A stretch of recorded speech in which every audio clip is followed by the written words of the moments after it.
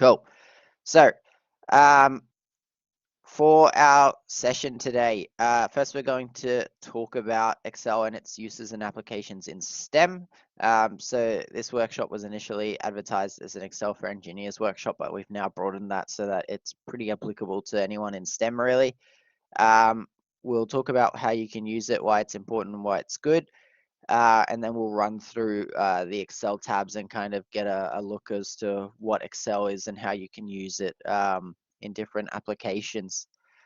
We'll then do a bit of an introduction into basic Excel functions, and we have an example problem to work through, which I'll give you guys a link to shortly.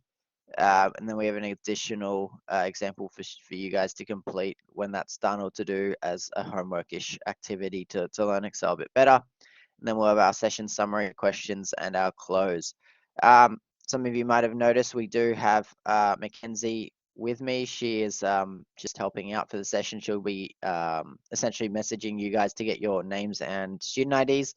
That's literally just so we can send out the recording afterwards, just so we know who registered and who we can give out recordings and to make aware of any future workshops and whatnot. So don't mind her. She's just doing that just to collect that data for me. Great. So I guess we'll get started. Not on that. The first thing I will do is share my screen, and I'll give you guys a bit of a run through on Excel. So for those of you who know me or have seen me before, I am a pass leader. So typically I do run sessions in a pass-like manner. Unfortunately, because we only have 1 hour to go through a lot of content here, I can't really do that. But if you do have any questions, do feel free to pop them in the chat, and then I'll try and answer them either at the end or as we go along. So this is the Excel screen. So hopefully you're at least somewhat familiar with that. What we've got here is this is our main workbook. So this section here is the main part where we typically work through different functions and different interactions with Excel. So this is similar for the most part to most of your Microsoft Office suites. So you have your typical text alignment and text modifying functions. The only difference here is we've got a few extra little buttons here that help with formatting and different analyses using Excel. So I'll go through these in a bit more detail in a second. I'll just run through each of the tabs first just to get an idea of what everything is and why it's important. So our insert tab, again, similar to other Microsoft programs, in the sense that we can insert tables, shapes, smart art, and so on. This part here, very important for particularly those of you who are doing either capstone or work integrated learning or thesis projects, because you'll need to know how to present a lot of your data. Now, one of the, I guess, main questions I get asked when I'm, doing these workshops or I'm talking to people is the whole Excel versus MATLAB argument. In my opinion, I significantly prefer Excel over MATLAB. It's not like it's a right opinion or a wrong opinion. Other people have, it depends. It's everyone's preference. I just prefer Excel because firstly, it's free.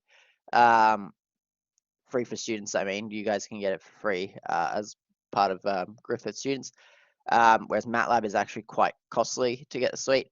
It has a very user-friendly interface, so it's very easy to use, and it's very straightforward in how inputs are converted to outputs.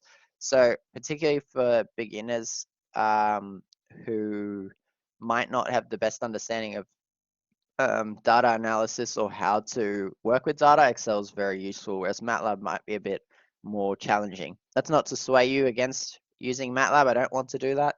I'm just letting you know what my preference is. Yes, you should be able to see my screen, Kai. Can no one see my screen? You should see in Excel. You can see it? Okay, cool. Then you might have to refresh. Thanks, guys. Yeah, so as I was saying, so just a preference, I prefer Excel over MATLAB, but I don't want you guys to just only use it. Try out the two if you have the opportunity. This is just what I've tended to find more helpful. So for your data analysis, you'll use a lot of these charts here. The rest of it is again pretty straightforward to other Microsoft programs. Page layout, again, very similar. This is talking about your design, margins, orientation, and so on. Again, not too important. The only thing here I might draw your attention to is this grid lines thing. If you press the print, it shows you how big a page would be. So it draws those lines out for you, which is quite useful if you're looking to print Excel documents, but typically it's not as required. But I thought I would show that anyways. Formulas. Now, there's a couple ways in Excel you can do formulas. So you can look through these, and particularly if you're quite new to Excel, I would recommend having a look through these. This is pretty much everything you can do, or all the things you're capable of analyzing your data with. So the ones we'll probably be using today are the math and trig ones. So if we click here, and we'll use things like summations. So here, sum. And the good thing about Excel is it tells you how to use that formula. So in this case here, it says sum. You would type sum bracket number 1, number 2, and it would add all the numbers in a range of cells. So it's quite useful in the sense that it tells you exactly what you need to do to achieve what you want to do. Now, the only thing is you might not know how to get to what you want to do. So there's a lot of forums and things like that on Google that you can find where if you just look up what you're trying to do on Google, Excel will have a function for it. And you can figure out what that function is based on that, and then you can apply it here. So there's a whole range of different things that you can do there. There's different lookups, ways to manage your data. There's things you can do with date and time. You can convert numbers into date and times and things. Text, so you can do a whole lot of text altering. You can replace text. You can join text, split text. You can remove parts of text. You can convert text and so on. So there's a whole, again, another list of things there. This is one of the bigger ones. So it's the logical arguments, and this is where Excel starts to get really good in its power, in the sense that we can start to introduce functions that have and, if, or statements. So this is where we can start to play with data and to say, if we want something to occur, then do this. And this is where you can start nesting formulas and start doing different things. So for example, I won't go into the financial one, but financial money stuff. But for example, we could have, say if I've got a few numbers here. So I've got 2 to 7 there. You can use different statements to tell you what you want Excel to do. And as I mentioned, you can either use these books here in the formulas, or you can just click on this little tab up here, and then you can start writing your formula and writing a reference to what you want to do. So, for example, if I wanted to do something basic as in a summation and I wanted to sum all those numbers, I could type up here, or I could just type on the cell here, equal, and then if you remember from before, it comes up with sum. So this is how you'll start every formula you want to use. It'll always be equal, and then the name of the formula. It's not case sensitive. It can be equal sum in lowercase. It'll just automatically convert it to you. So then you put it in brackets, and it says number 1, number 2, etc. Now, you could do, as it says there, number 1, comma, number 2. So we could do like that. And then close the brackets, and we get an answer. But that kind of defeats the purpose of what we're trying to achieve really with Excel. We're trying to make things a lot more streamlined. So what we can do is just click and drag, and it'll give us the sum of our whole data set. So we can see there we're doing equals sum E12, so E12 to E17. Then if we press enter, we get the same result. So we can use Excel for a lot of this data automation, and that's where it starts to become really quite handy. Then if we're talking about the logicals, because the logicals are another thing that's probably going to be quite relevant and quite useful. For example, you can tell Excel to put different values or different things based on those logicals. So we'll start with this simple one. So what I'll do is I'll say equal if, because that was one of our logicals. So this is saying if something is true, so if a condition we specify is true, then put this in this cell. So let's say in this case, if that cell is greater than 4, for example, and we put a comma, and it tells us the value of true. So let's say if that cell is greater than 4, then let's write here greater than 4. So just note with Excel, if you are putting a value, so a number, then it's fine. Like you can just put it without these little quotation marks. But if you're putting something where it's going to be a text string, then you need to put your quotation marks in so it knows that you're not trying to do a formula or something there. So if that number is greater than 2, greater than 4, put greater than 4. If not, let's put less than 4. So when I press enter, who can tell me what that should show up? What should come up now? What should the output be? Less than 4, perfect. So it comes up less than 4. Exactly. So now we could do the same thing. I could go here and do the same formula, type it in equal if, blah, blah, blah. If I wanted to do it for that whole data set though, that becomes a little inconvenient. And especially if I did something like this. So for those of you who don't know, you can, if you've got numbers that are in a row like that, you can highlight the numbers, press on this little square in the column on the corner and drag it down and it'll make a series. I can do something similar with this. So here, if I drag down one, you'll see it automatically changes this formula here from E12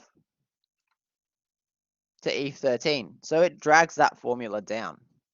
So let's do that all the way down now. And we can see here, 5 is the first number greater than 4, and it changes it to that.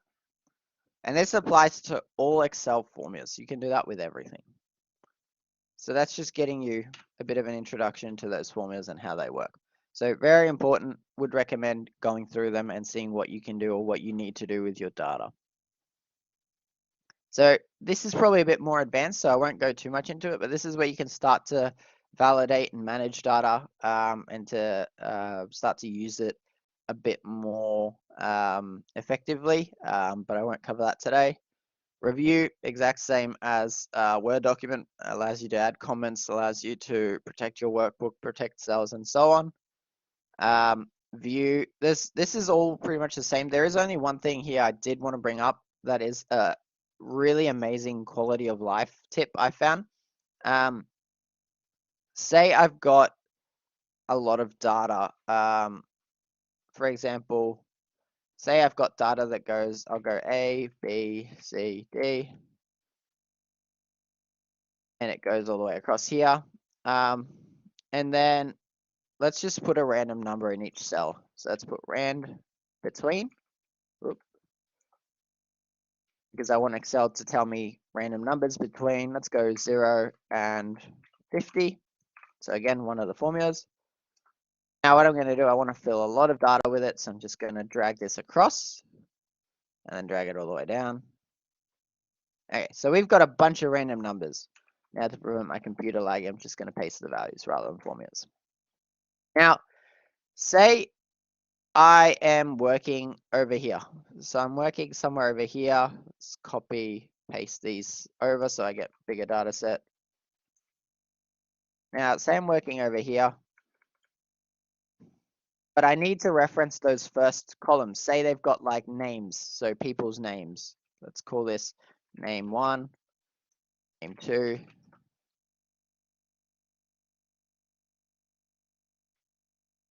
Now, say I'm working over here, and I'm looking at the data here. I can't tell which person this data belongs to. I've got the names all the way over there.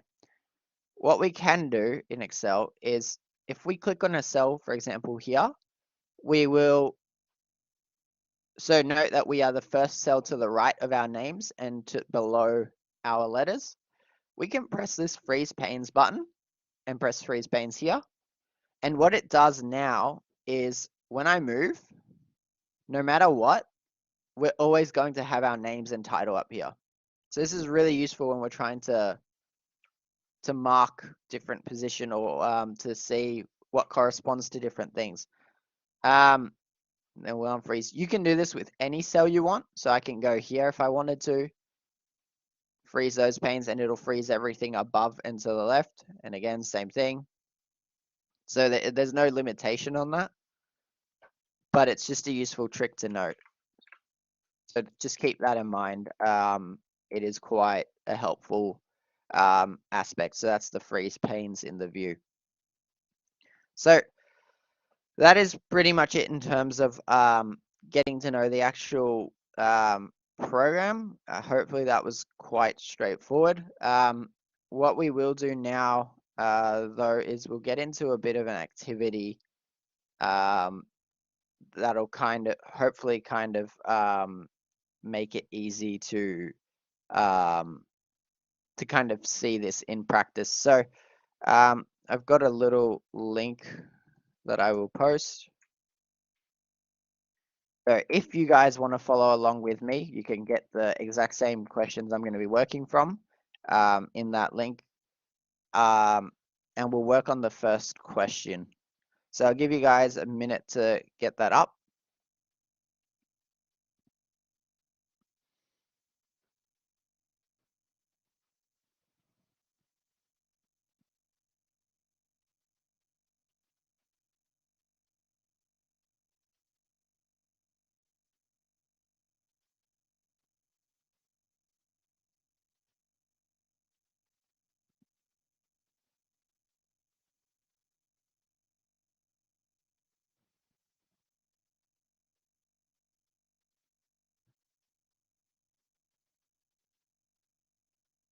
All right. Have we all got that link or that those questions downloaded?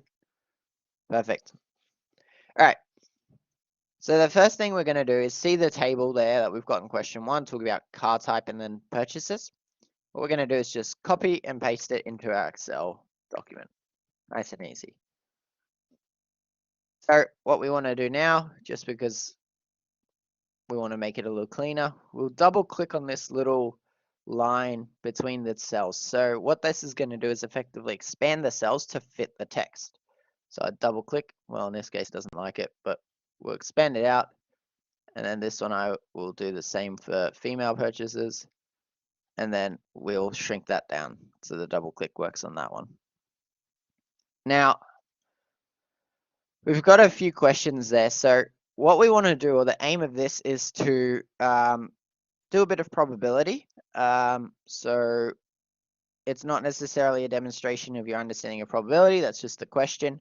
But we just want to see how we can apply it in Excel and what we can do with different things.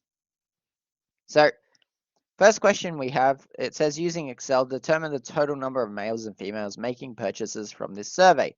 Then create a graph, a column graph showing the percentage of each car type being purchased by males and females, and label each axis appropriately. So what we're trying to do with this aspect here is to get a bit more of that data presentation skills and understanding shown there. So first thing it wants us to do is the total number of male and female purchases. So what I'm going to do down here is make a column called a row called total, and then that's what we're going to do here. So similar to what I showed you before, we're going to use our equals sum, and we're just going to add these columns here. So 78 total purchases by male. Now I'm using the same formula, but I want it with this row here. So I'm going to take this little box, drag it across, and we can see we have 81 purchases by females. So slightly more there. So that question, very easily done. But now it wants the percentage of each car type being purchased by males and females. So this is where we have to do a bit of work, because this here is just in numbers. It's not in percentage. So what we're going to do is make a new table.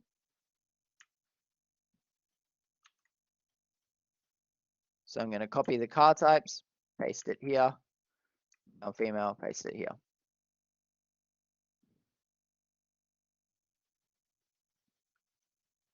Now this is going to be the percentage.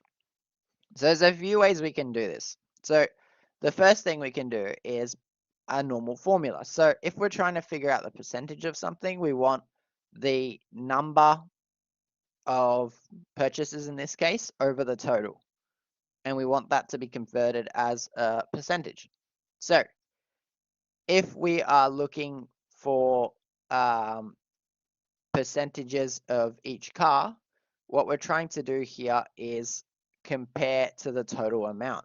So what we need to do is see how many people in total are buying each of the cars, because then we can figure out what are the percentages for each car type. So what I'm going to do here is put like a grand total. And this is just going to sum equals sum, or actually I'll just do that plus that. We know that in total 159 people were involved in this survey. So if we're trying to figure out the number of purchases of a Fiat, what we would do is equal the number of purchases, in this case 3, and we're going to divide it by the total, 159. Now, we can see there Excel automatically gives us our answer as a decimal. And there's a few ways we can convert that into the percentage that we're asking for. We can either multiply this by 100, so typical conversion of decimal to percentage, and we get it's 1.88%, which is fine, but again, not very efficient. What we can also do is click, and I'm going to click here. We can press this button here. So this button always converts or formats things as a percentage. And similarly, these values are a lot of your data or number changing values. So you can convert things into money. So that'll put it in a format. So for example, if I had 58.72 and I click on the money, it'll convert that into an accountancy form for me. So, and this one converts things into numbers. So what we want is a percentage. So I'm going to click that, and it automatically puts it as 2%. But if you remember, we had it as 1.88%. So where we have these decimal things to come in handy. So this one here increases the decimal value, so it shows more decimal places, and this one shows less. So what we're going to do is click this a couple times, and we'll use it as 2 decimal places. Now, what we'll do is make sure that that's the case for all of them. And now, similar to what we did before, we're going to go across here and go down here.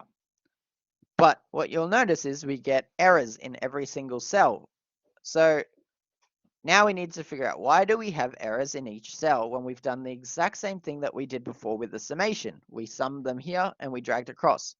Well, what we can do is actually click on the formula and see what it's doing. And we can see here, so this one was right. It moved the female purchases, which is what we wanted. But here we've moved a cell over when we were calculating the grand total, not what we're after. If we look at the male ones here, it moved it down. So that one was correct, but it moved that down. And now this is where we can start to do a few different things. So let's go back to this original formula. So I'll undo those. In this formula here, we can see that we are dividing C5 by C13. But what you can do with Excel is actually lock your cells. So what you can do is make sure that it doesn't move when we start to change or to move cells. And we don't want to lock any of these top ones because we want it to move freely, but our grand total is not going to change. So what we're going to do is click on the C13, which is this grand total, and we're going to press F4. And you'll see now that $2 signs come up. So these $2 signs means we've locked the rows and we've locked the columns. So it is not moving no matter what.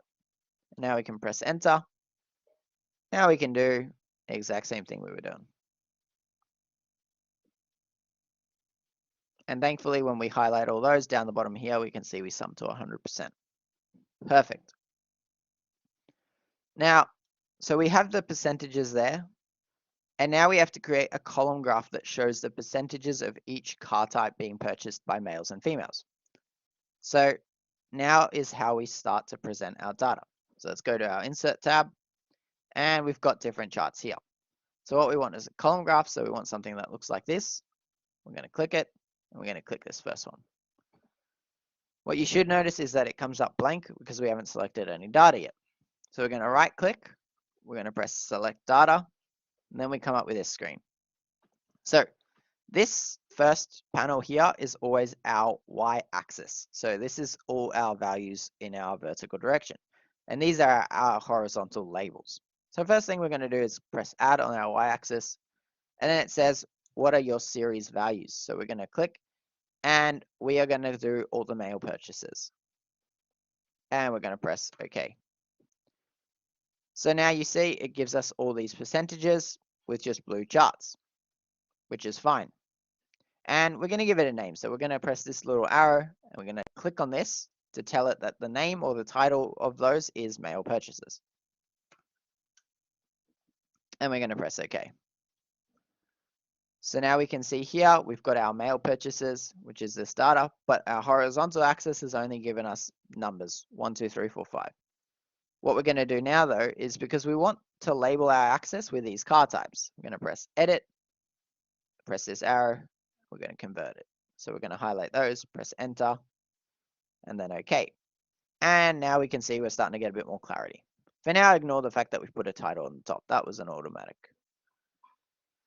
What we'll do now is we will go add here, and we'll do the exact same thing with the female purchases. So in terms of the name, it's female purchases, and in terms of the values, it's these values. Press OK, press OK, and because we've got the data there, we don't have to change it in this category. The only thing we'd have to change it for is if we got rid of the male purchases, but for now, it's okay. Then we'll press OK. And now we can see and compare how much, what was the percentage that each car type was bought by males and females. But we don't have that much information with this graph at this point. So what we want to do is give it a few helping bits of information. So if we click on the graph, it automatically comes up with this chart design thing. So what we're going to do is add a chart element. The first thing we're going to do is add some axis titles, primary and vertical, and then we're going to give them some labels. So we'll call this one car type, and we'll call this one percentage. Now we have a bit more information as to what we're trying to find. And now what we'll do is add a legend. So we'll go here, legend, and put it on the right. And then again, we can click and move it around, move our graph around, and make it a little bit neater.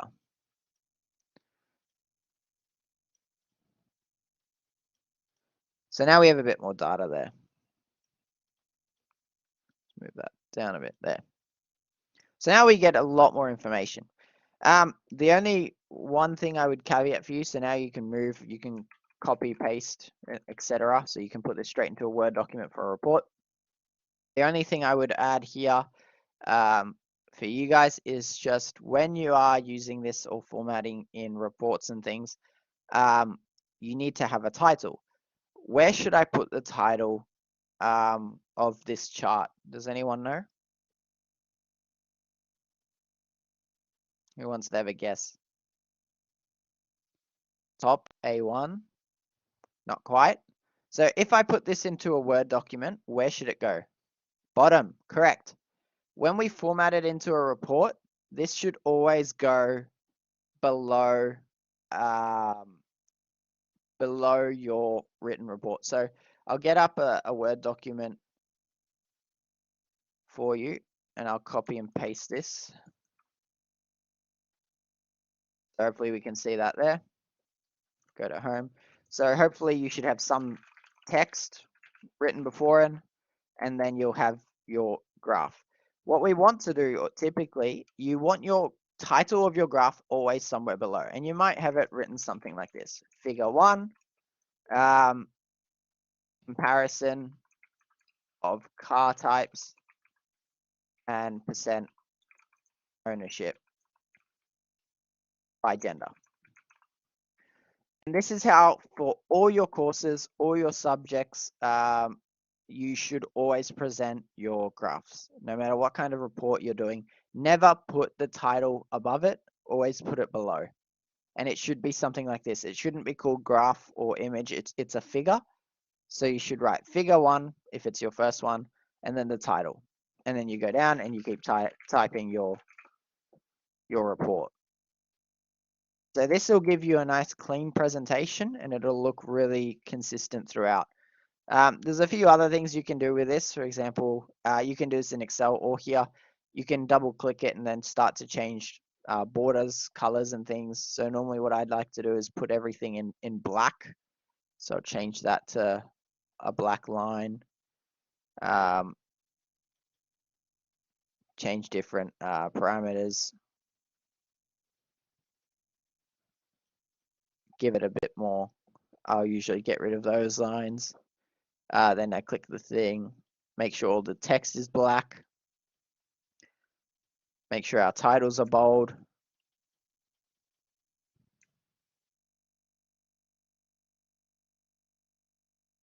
And so on. So you can see it already looks a lot cleaner, just like that. So have a play around with that.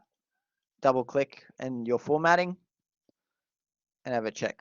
If it was a table, should the title also be at the bottom or top? If it's a table, it's different. So if you've got a table, so let's actually copy this table here. So if we have this table, your title should actually be on top for the table. So here we would do something like table 1, data of male and female car purchases. So figures go below, tables go above. So that's how we should present it. And this is common. This is not a specific case. This is a general rule in any report writing. You should always structure your tables and things like this. Yeah, table top, figure bottom. Is that okay for everyone? Does that make sense? Does anyone have any questions at this point?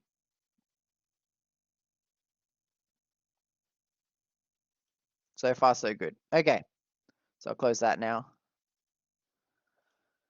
Okay, so we've done that aspect. We've done a bit of presentation. You forgot how to get the male female purchases on the graph. So that one is where you right click, you press select data, and then you add data. And then you would obviously click on whichever value it is. This is recorded, guys, so if you have missed anything, you should be able to go back and follow it, so don't stress. I've got a Mac, is using number on Mac. Should I consider getting Excel or numbers is fine? I've never used numbers. As I mentioned at the start, Excel is always going to be my preference just because of how powerful it is while also being very easy to use. If you can do the same thing with numbers as you can with Excel, then that's fine. But I've given you my preference, and yeah, typically at uni, Excel is the preferred choice, or MATLAB. Okay. So now we'll get on to some of the questions. And what I'm going to do is copy this percentage graph table over here. Oop, I'll copy it as values and keep them as decimals there. And the reason I want to keep it as decimals is now because we're going to do probability stuff. So because we're doing probability, decimals are better. So the car dealership, if we look at the question, wants to determine the probability of certain cars being purchased by their clients. And then it gives us a caveat that and is typically multiplication and or is addition in terms of probability. So again, this is not something that's necessarily specific. This is just part of the problem that we're doing. And that's how probability works. But we have to determine what is the probability that a male making a purchase would buy a Fiat, and what's the probability the female would buy a Mercedes, probability a male would buy a Ford or BMW, and probability that a female would buy Nissan or Vauxhall. And finally, probability that two females would purchase a Fiat and Mercedes in succession. So we do need to change these a little bit because these are talking about the percentages with respect to the totals. So if we're talking about probability that each individual would buy one of these cars with respect to the other, we need to know what is the total number of purchases of each of these cars. So what I'm going to do is delete all this again. And here we're going to just do a sum of each of the cars. So we're going to click that, drag that down. Because we need to know, we're talking about male versus female in terms of this question. So if we're trying to figure out the probability, what we're going to do here now is equal that divided by total. So it gives us it's 10% male, and then here we should get 90% female. Of course, we've got an error because we haven't locked it. So what we're going to do now is we're going to lock only our E column because we want it to move down, so we don't want to lock the number. So we just press F4 3 times and we get the E column locked. Now we're going to move to here and all the way down. So now we can see each of these should add up to 1. So if we look at the bottom, each horizontal row does add up to 1. And just to make it easier, let's work with 2 decimal places. Cool. So now we know we can use this to determine probability because there's a 10% chance males will purchase Fiats, for example, and 90% females.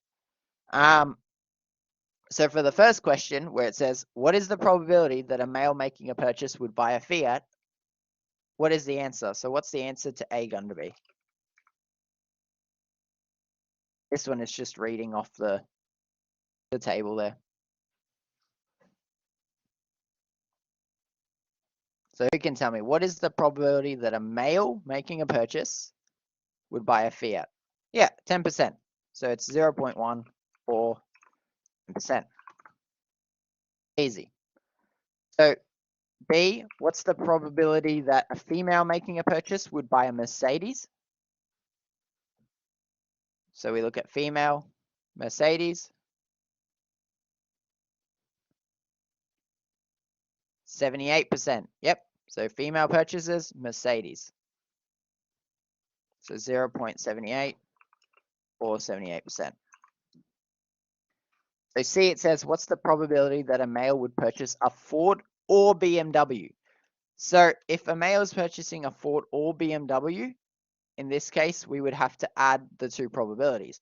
Now, this question's a bit of a redundant question or a dud question because what we're trying to compare here is male to female purchases. So we can't compare what 2 male purchases would be because they're going to add up to over 1. So in this case here, this is just to show what happens when we have bad data in Excel. You have to be able to recognize things that don't work because just because Excel is good at managing and analyzing your data, it doesn't mean that it's always going to be right. Because here I could very easily say, yeah, Ford or BMW means we're adding those probabilities together. Therefore, the probability is 146%, which isn't true because that's just saying that the probability is definitely going to be over 1, which we can't have. So make sure that for that, you are cautious of what data we do have and how we use it. So that was just the point of that question there. Yep, so did we have a question? Saw a raised hand. No? Okay. So if we look at the females buying a Nissan or Vauxhall, in this case here, we can say that it's, again, the question doesn't work if we're looking at what the data is that we have, but in this case, it doesn't go to 1. So we can make that comparison here. So if we want a Nissan or Vauxhall, we could add up these probabilities. It's technically not accurate because we're comparing different genders. So the only way it would work is if we said a male buying a BMW or a female buying a Ford, for example, but we still have the data. So we would have to change it a little bit if we were actually using it properly. So we'll leave C and D because we know that this is poor data.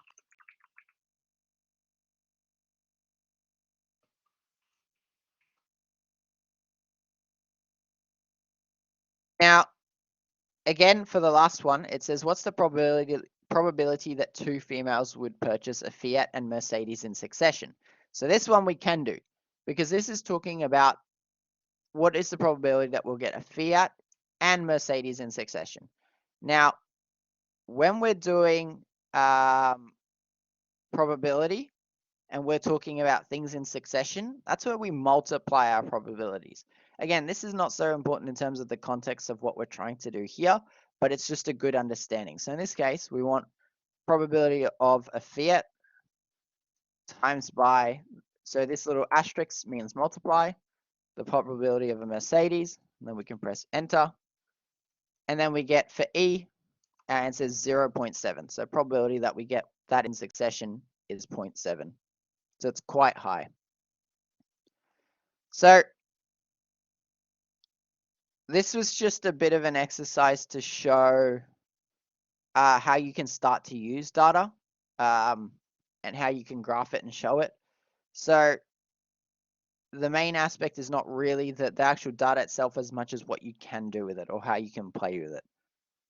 So that's, I guess, a general introduction. There is another question there, which I will leave with you guys to do as a homework task or as a check. All you're doing is different averages and plotting things. So again, if we're using averages, equal average is the cell we're going to be using. So have a play around with that data and see what you can come up with that.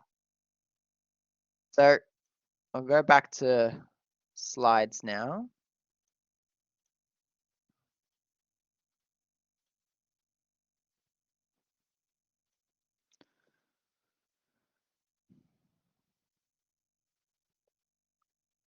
Okay, so this is pretty much what we've done today. So we've gone through that problem. And this is the problem that you guys can do in your own time to have a check. So we are coming to our conclusion. Just before we do get there, just make sure that for those of you who haven't messaged Mackenzie, please message her with your student numbers and names if they're not on your name in here, just because then we can keep track of that and give you guys any extra information that might be needed. So to summarize, Excel is very powerful overall and is quite used in most scientific industries. Speaking from experience as an engineer, we use it quite a lot in research as well. So it is quite broad and applicable in a range of different scenarios. So it's very important even to have this basic understanding because it's very easy to build off that. So today was a very basic program. So if you found that you knew a lot of it, feel free to come tomorrow where we'll do a bit more advanced stuff on things like VLOOKUP and how we can use that. But it is important to note that Excel is very important in STEM programs, particularly when you're using it for big data, which a lot of you will do for your thesis. And it does have quite a broad application. So more employers are looking for graduates that do have this base level of Excel knowledge because it's a critical tool or program to use for different applications. So hopefully that's given you guys a good insight. That's pretty much covers what we need to cover for today. So I'll